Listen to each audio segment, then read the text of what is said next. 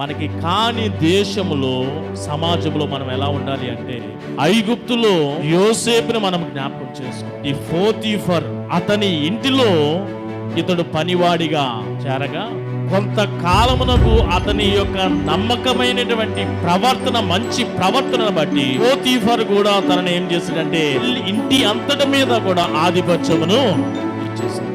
Potiphar భార్య ఈ యొక్క యోసేపు పైన కన్ను వేసింది. పాపము చేయడానికి ఒక్కసారి కాదు, 2 సార్లు కాదు, ప్రతి దినము కూడా యవన కాలంలో ఉంటున్న యోసేపుని పాపము చేయడానికి పురుగొలుపుతున్నది దినము కాదు, ఒక సమయంలో కాదు. చివరికి ఎన్నో ప్రయత్నములు, ఎన్నో ఆలోచనలు చేసింది. ఇక బలవంతపు స్థితికి వచ్చింది, బలాత్కారము చేయడానికి. షర్టు కూడా పట్టుకున్నది, దానిని విడిచిపెట్టి యోసేపు వెళ్ళిపోతాడు.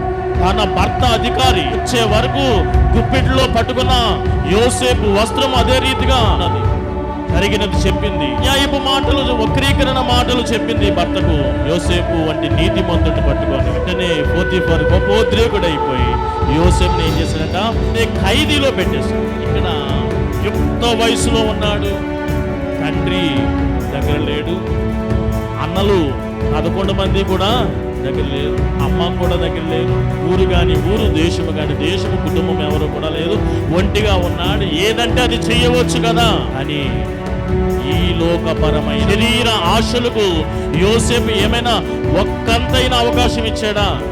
దేవుని బిడ్డలారా, ఎంతో మంది యవనస్తులు, యవన కుమారులు ఉంటున్నారు, తండ్రి లేరని, తల్లి లేరని. మీరు చదువుల నిమిత్తము వెళుతూ, ఉద్యోగాల నిమిత్తము వెళుతూ, ఇంకా మీరు ఎవరూ కూడా లేదు, ఇది మేము జీవించిన, పుట్టిన, పెరిగిన స్థలము కాదని వేరే వేరే చదువుల నిమిత్తము, ఉద్యోగాల నిమిత్తము ఆయా ప్రాంతాలకు, ఆయా ప్రదేశాలకు వెళ్ళిన మీరు ఎట్లుంటున్నారు?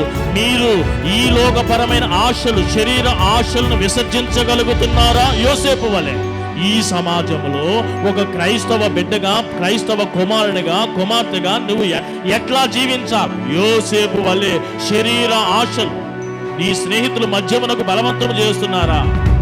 శాలరీ అందిందిరా?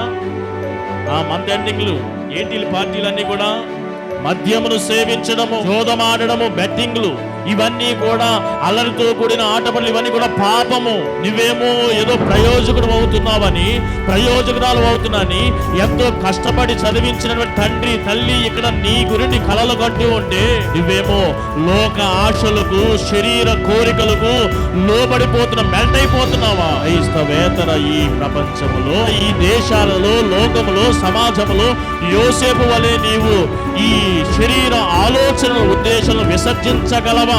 అలా జీవించు.